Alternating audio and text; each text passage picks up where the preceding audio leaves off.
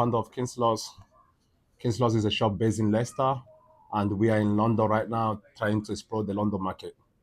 And we are here today with the new fashion gatekeepers. Okay. All right. Um, Start from you.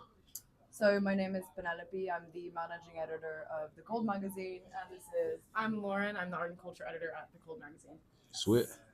So you guys came from the Code magazine. yeah. So Okay. the Cold magazine started around a year and a half ago. We are a platform aimed at supporting emerging designers, independent artists, musicians, theater productions, literary productions, artists in all their forms. So we're Cool. big on spotlighting emerging, basically. That's cool. I heard of you guys. I know that you guys are Nice. quite big. So today we're gonna speak about the gatekeeping. Mhm. So when you think about gatekeeping in fashion today, Yeah. what does the word mean to you? Do you want to start that off? I mean, I can start. So I think when it comes to gatekeeping, I'm hugely a proponent for open up every door that you walk through, kick it open if you have to, and bring other people into the space. But of course, this is a nuanced issue, right? Because, say, for example, you have an independent designer who uses a specific supplier for, say, beads or other materials. If you were to give up that information to, say, like any other brand that could potentially get picked up by a larger corporate entity, larger brand, and then that independent brand, in theory, may or may not evaporate. And it's a difficult kind of gray area a little bit because you want to support from all ends, but at the same time, in order for certain subcultures and niches to thrive, you kind of need certain barriers in order for people to create in that space. What do you think? For sure. I think we were having this conversation about it gatekeeping potentially killing off or no, like making subcultures thrive in that sense. So not gatekeeping. Well, is that right? Not gatekeeping would actually kill them off.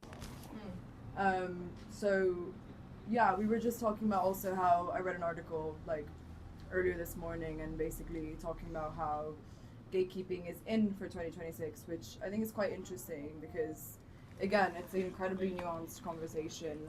As our magazine, we are aimed at like our aim is essentially not to gatekeep. Like we've always been big proponents of actually like ensuring that everyone gets sort of heard, and everyone gets like a foot in because I think that's really important in order, especially because a lot of doors in fashion, as we all know, are closed to a lot of I'll people. close. Yeah. I That's really think good. that's a thing. I think it is important It's to really make good. sure that we all have the same contacts. It's what you do with them.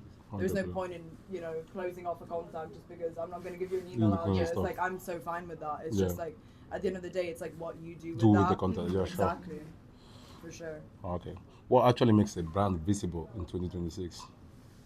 Brand visibility. I Yeah. think for us the main thing is probably being authentic and being passionate. I think that's the two words we're using. The originality Yeah. of like Authentic, just yeah, but just being like loving what you do. do. And I think that's something that for us, like working in a magazine, is what we want to spotlight. Like that's the things that we're drawn to. So before you It's start like, working on the magazine, you already passionate into fashion and stuff. yeah, for sure. I didn't study that at all. I actually come from a sort of business finance background. Hated it. Yeah. Here I am doing That's good. that. But yeah, for sure, authenticity, passion. That's the biggest things for us, I think. Okay. So who gets to overlook in today's fashion like ecosystem and why? Who gets overlooked? Who gets overlooked? Overlook today's like I mean, of course, the answer is marginalized communities, marginalized peoples. I would also say working class designers, Well, okay. working class creatives, because you have to consider what it takes to put your passion on a stage. Yeah. There has to be funding of some kind, or you kind of make it work really late hours, and maybe your health is the surrogate funding, as it were, because you let your health waver when you don't have the funding to back it up. That's it.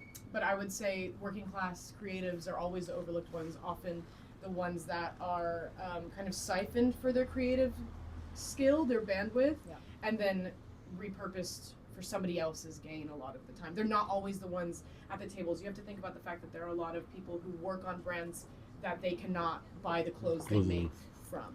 Same thing with like food service industry. If you work in a really fancy restaurant, often you would never be able to buy the food you serve people. So I would say the people who are one, generally marginalized, but then also working class. Yeah, and I think every single time we sort of interview independent Yeah. designers, emerging designers, I always ask, what challenges do you find in this industry? What's your biggest challenge? Every single time they say cash flow. And that's no matter Yeah, who. that's So imagine someone who's working class, that for them that's the biggest issue ever. Like it's very, very hard. It is.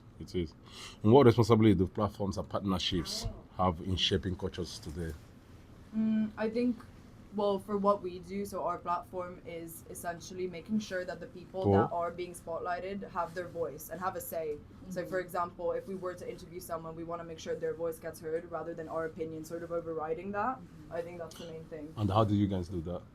I think we make sure we do a lot of profiles. Yeah. So if I'm interviewing you, for example, like Yeah. I want to make sure what you have to say will remain at That's the the- core central of the thesis of the argument is what you have to say. My opinion may matter, may not matter. If I'm spotlighting you, it's because I already love your work. Wow, I already that's love good. what you do. So I want to make sure what you're thinking. You want to give the person opportunity for exposure sure, and like your stuff. process. Like I want to hear what you have to say. That's Like we're not critics. Like we're not expert critics. Like that's not what we are. And criticism in fashion is still okay. For It makes sure. someone better. Sure, exactly, and there's a you know. space for that, and Yeah. but those people exist, and So that's not you're just necessarily you can what see we're what you can doing. say more Exactly. gatekeepers and stuff. Yeah, I know also will say, like, when it comes to the covers that we put out, it's not as if our opinions or ideas are not part of the coverage itself. For sure. But at the same time, my purpose is not furthered by punching down, as it Yeah. were, Yeah. when all of us are kind of just trying to find a path in an industry that is Hard. notoriously Not difficult. difficult, yeah. And like So Penelope you're more said- like kind of motivator. yeah, Yeah, well, go ahead, exactly. motivate. And like you were saying, I mean, it's about centering the creative Yes. at the core of the project rather than, giving ourselves the chance to espouse some other idea or opinion that, Exactly. like she said, may or may not matter. That's good. So how we avoid tokenism when applying for underrepresented voices, like people that don't have voices? How do you avoid the tokenism from that? Yeah, put them Oh, at the seat of the totally. table. Tables and Put them stuff. at the table. Yeah. Why are you talking about like marginalized experiences when you haven't personally experienced Experience them? and stuff. Like, I got why it. are you creating Exactly. a brand around an experience that is not your own? Put them at the table. Let them speak. Follow their guidance. And the last, what advice will you guys give to the young creative people that want to start the brands, that few guys here that are already starting their brands, their journey? So what would you give them? What the advice? For starting a brand, or just Yeah. in general, and trying to get In into general, the industry? young creativity, I think- trying to get it. Basically. Again, authenticity. I think if you put yourself out there, doors will open for you. I think Be the- yourself. be yourself. I think the biggest thing we've been talking about, Is especially passion. today, like as it is Fashion Week, a lot of people can be mean. That will be an issue for you in the long term, because if you do not we want to make sure that if you're being yourself and you're being real and you have a real passion for what you're trying to do, Yeah. like people will be able to People see see that. you. People You will can be able to you see can that. basically transfer your passion or transmit your passion to For people. sure. Like we can all see Transmission that, as and that's well. like what again, like if someone with an emerging brand comes up to us and they're like, we want to be spotlighted, we can immediately tell if that's someone that we can see like their vision behind. Last what they're one doing. before you guys go to the audience. Do you want to add anything? Yeah, that's okay. I think to Penelope's point about authenticity, like it's the age-old thing of when we're very young and you're told that like the most important thing is to fit in, don't make a fuss, don't rock the Yeah. boat. It's actually the complete opposite as you get older when it comes to actually creating lasting ties. I think the way forward is community building instead of networking, instead of thinking, what can I take from you? What can you give me? It's who are you? What do you even like? What's your job? What do you do in your free time? And every single one of those relationships that I started with the who are you as opposed to what can you give me have come back over and over in ways I would have never imagined. Okay. So they become a repeated customers, clients. So basically, once you assess, you build your community and you know what your client wants, the target. So you try to meet that target. By meeting that target, they will return back to you, basically. Well, yeah, and people they're gagging for passion. Expansion, If yeah. you care about your project, like it is the end all be all, people want to get involved. We'll see it. It's very obvious. So- It's very, very clear when Yeah. someone loves what they do, Yeah. as opposed to they're just trying to do something just to get in. Mm. And that will show always. That will always show. That's good. One more thing, then I will leave the audience to ask any questions they find. Anyway, Kings Luxe is a starting brand, and we're trying to explore to London. I mean, I'm here sitting down with the gatekeepers, so Yeah. I'm using my opportunity right now to ask sure. what you guys can do for Kings Luxe. Good question. What would you like for us? Well, we need exposure in London, especially we coming here this year. Actually, we got a lot of leads ongoing leads Yeah. going on with different locations and stuff. nice. Once we find the location, we just need exposure and people to know us because the brand is here, the passion Yeah, is here, For sure. and the items, I think, from your expectation, you see what we're selling, and For sure.